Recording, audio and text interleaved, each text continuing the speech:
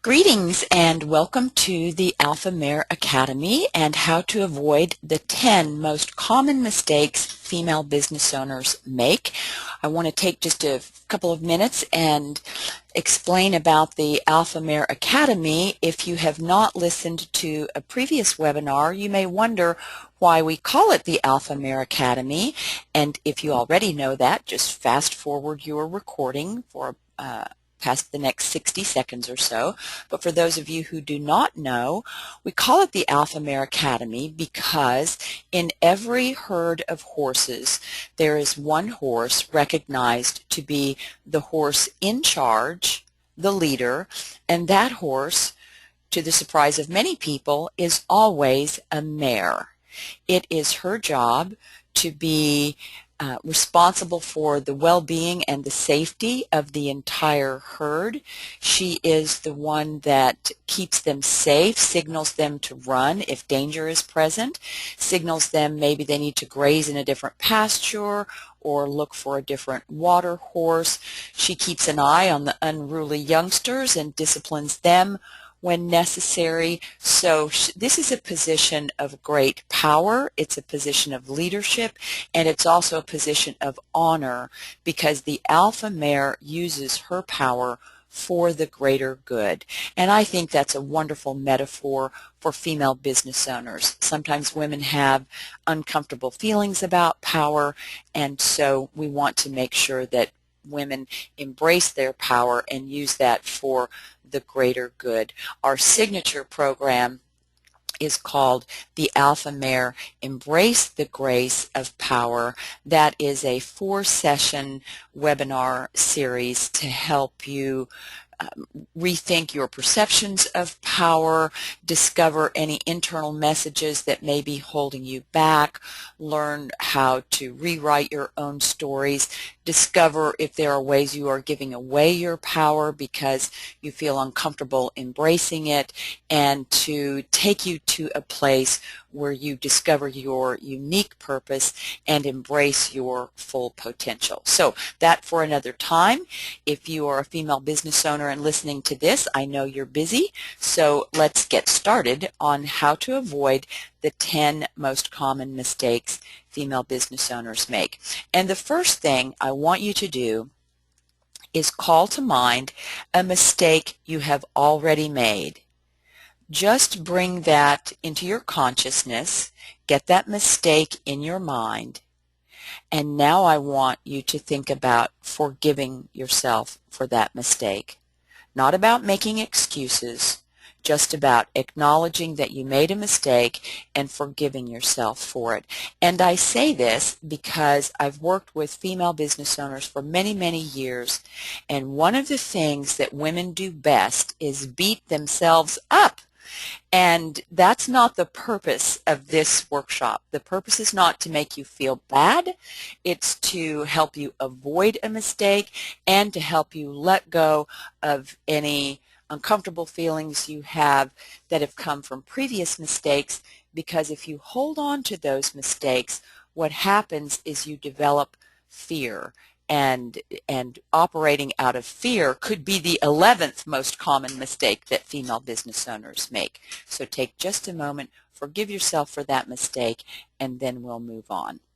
So the first most common mistake that female business owners make, and by the way, these are not in any particular order, but if they were, this might actually be the first one, and that is not understanding your numbers.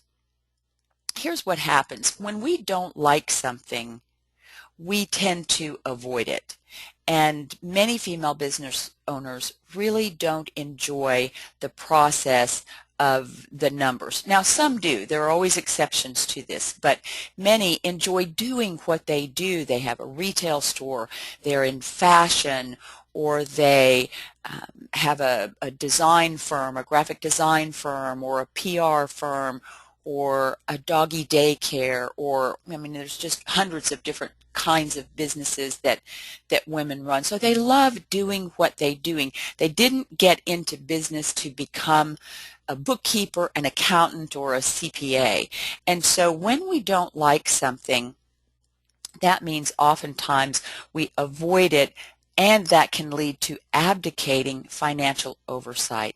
Now, there's nothing wrong with getting someone else to do the bookkeeping work. It's always smart to use other people when you can and allow you to work at the highest and best use of your skills.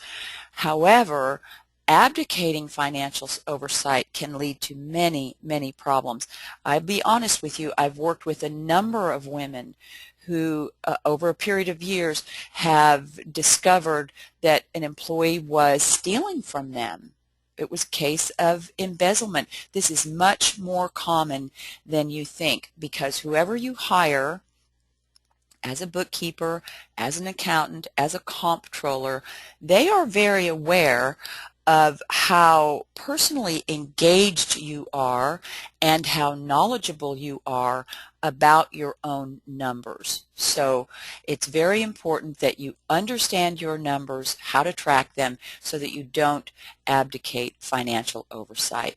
So one of the documents that you really need to understand is your profit and loss statement.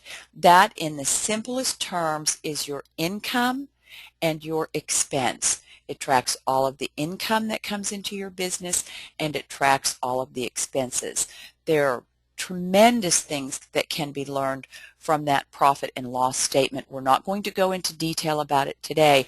There is another webinar available for you called Keeping Score, How to Increase Your Profits, that will focus a little bit more on understanding your numbers and your metrics. But just so that you know, it's important that you understand your profit and loss statement. The next document that comes from your bookkeeping software that's important to understand is your balance sheet. Your balance sheet is a summary of all of your assets and all of your liabilities, which then results in the bottom line of what kind of equity you have in your business. So balance sheet is assets and liabilities. Profit and loss is your income and your expenses.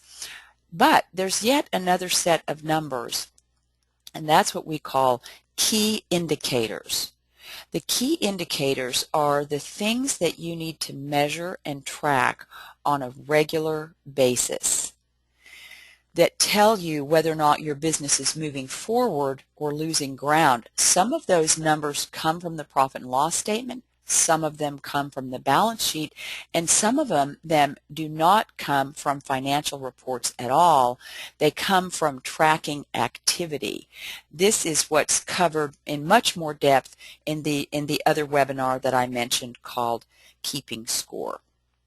So when it comes to running a business and not making a mistake, the first thing to remember is how important it is to understand your numbers. Let's move on to the second mistake, which is clearly related to the first one, and that is running out of cash. Now this one is very serious. Never, never, never run out of cash. That's just not recoverable. So in any business, you have peaks and valleys.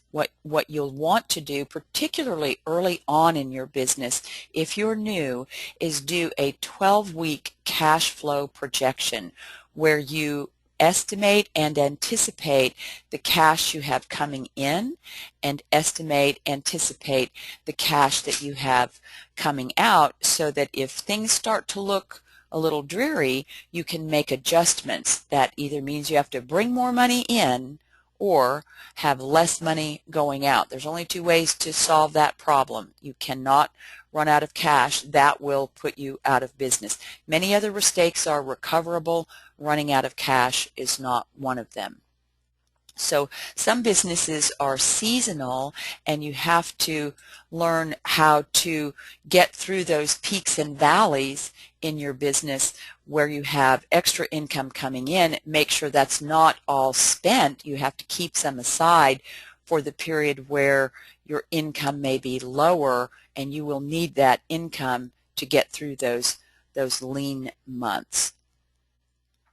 So when you do these 12-week cash flow projections, be conservative on the income side, and use logic to predict your expenses and estimate those a little high so that you can have a conservative cash flow projection and make sure that you do not run out of cash.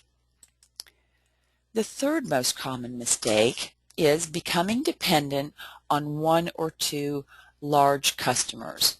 I was just talking with a woman last weekend who ran a very, very successful firm in Chicago, and she came out of a large corporate environment, and her first customer was the employer that she left. She wanted to run her own firm, and her first client was the employer that she left. This is a very, very common story for female business owners, or for business owners in general.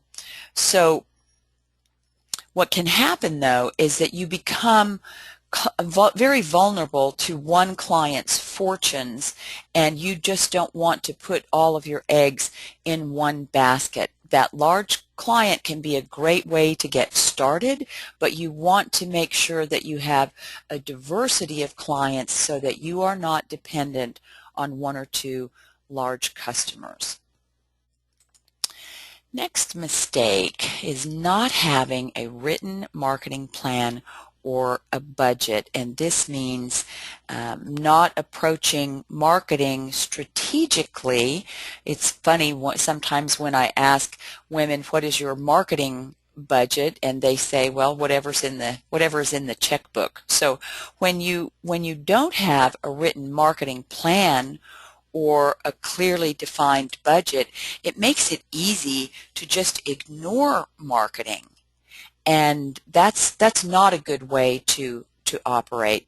There's a saying in business that half of your marketing dollars are wasted if you only knew which half. So there's a way to make marketing much more strategic and have a much more methodical approach to marketing, so that you really are thinking ahead for a 12-month period of time, or if you're newer, you'll want to plan for maybe 3 months or 6 months, because you may be early on in your business in a stage where you need to test a marketing method and measure the results and then make adjustments from there, which is a good idea for all businesses. That just happens on a much faster cycle if you're in a newer stage. So it's very important to have a fully thought out marketing plan where you know all the marketing strategies that you will use, the different marketing methods that you will use, and then estimate the budget that it takes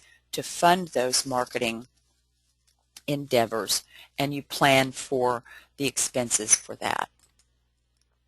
Let's move on to the fifth mistake, missing free public relations opportunities.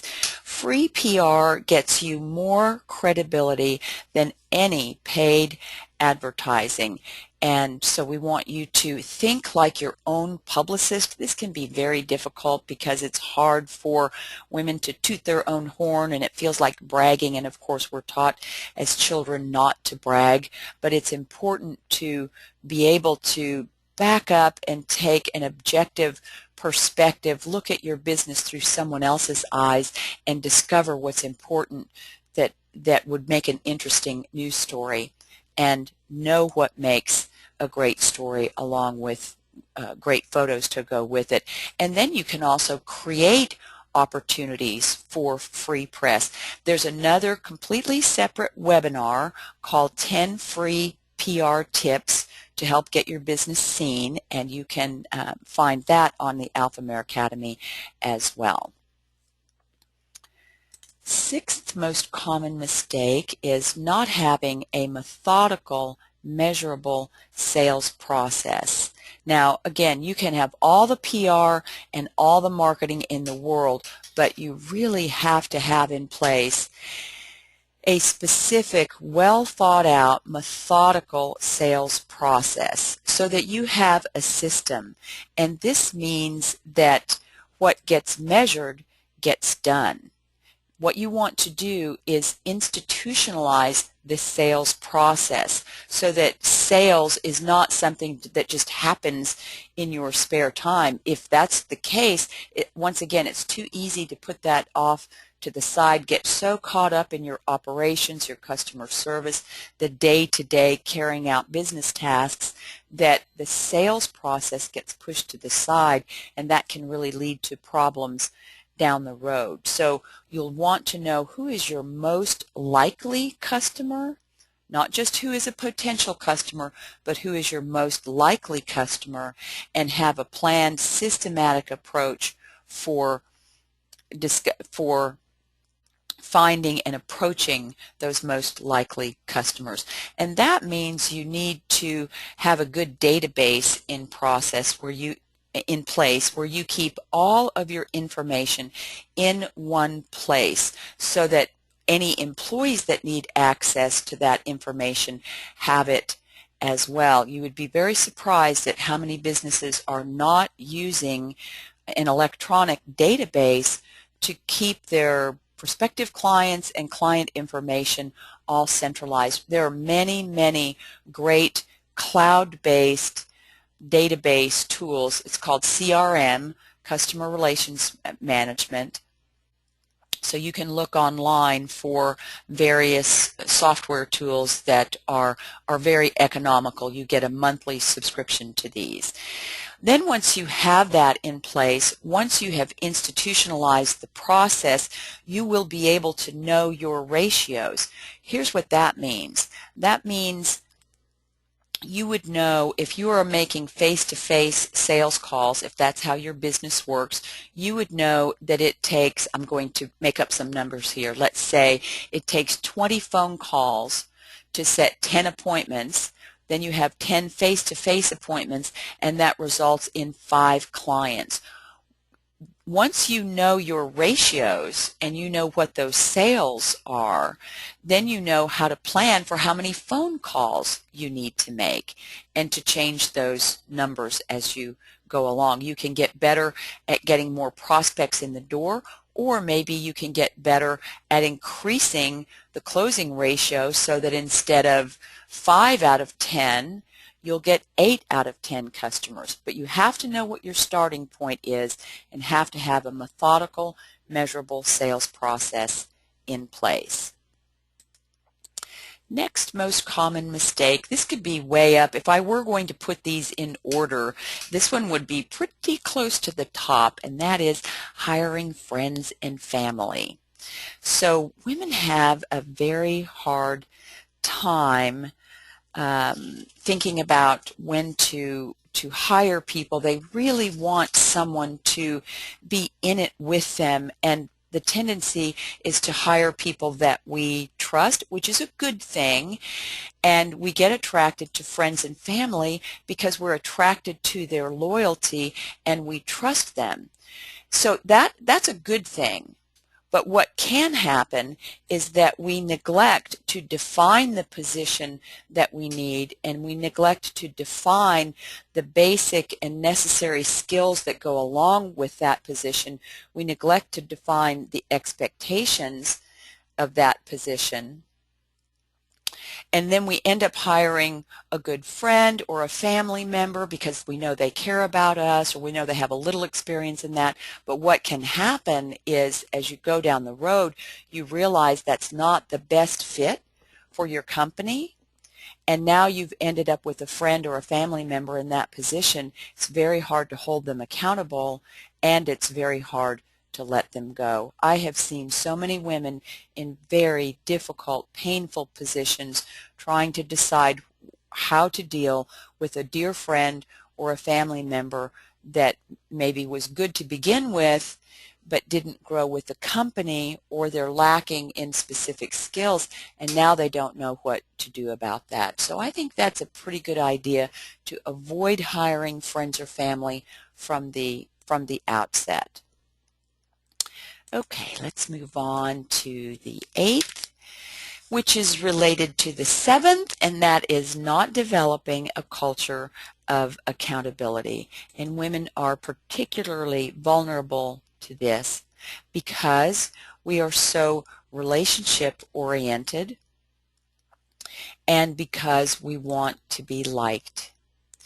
It's very difficult to clarify your expectations, and again, this highly tied into mistake number 7 about not developing a culture, about hiring friends and family, and how that leads to not developing a culture of accountability.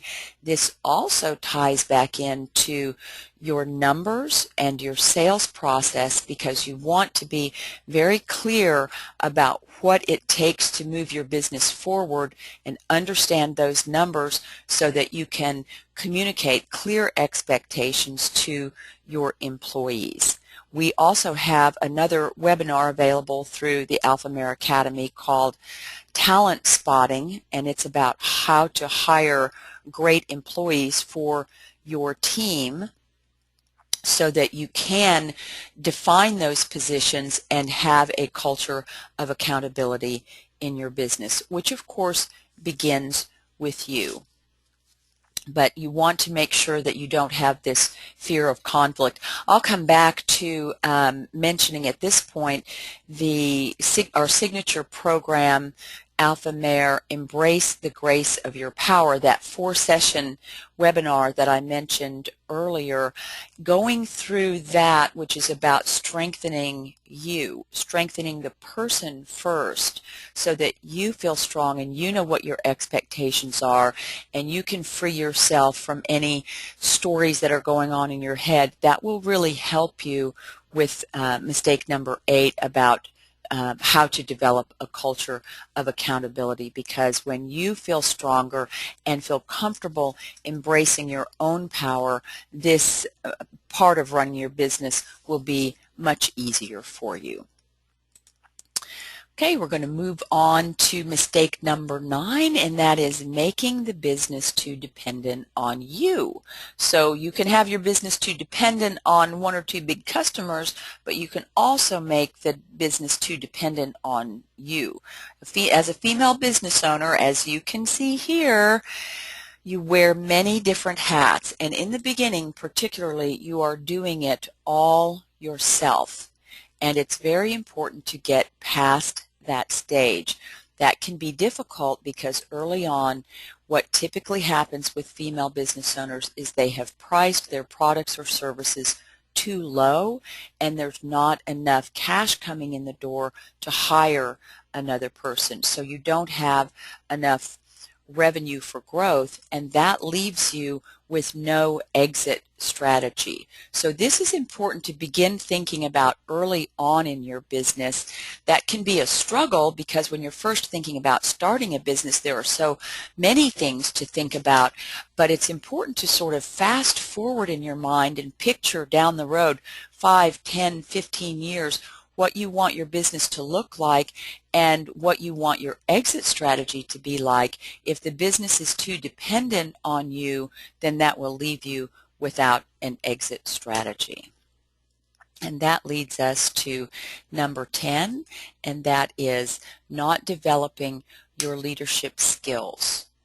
That comes from an absence of self-awareness.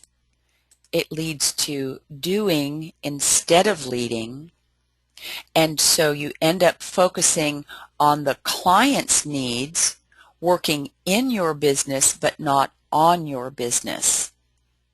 This means being able to, when you develop leadership skills, it means you are able to back up and look at your business more objectively, take that leadership role, and move into the role of leading instead of doing. And that means it's important to invest in yourself, invest in understanding the leader's role, take advantage of every educational opportunity that you can. When you are in a leadership role, that means you'll understand strategic planning, 90-day planning, how to run staff meetings. You'll understand a great deal about teamwork, how to put together a good team, and understand accountability so that you can have a business that runs smoothly, that is not completely dependent on you, and is a very successful business. Now, as we move along in the Alpha Mare Academy, we will be seeing over the next couple of months a new webinar series called Thrive, Replace Doing with Leading. So it's not there on the alphamareacademy.com yet, but that will be coming down the road.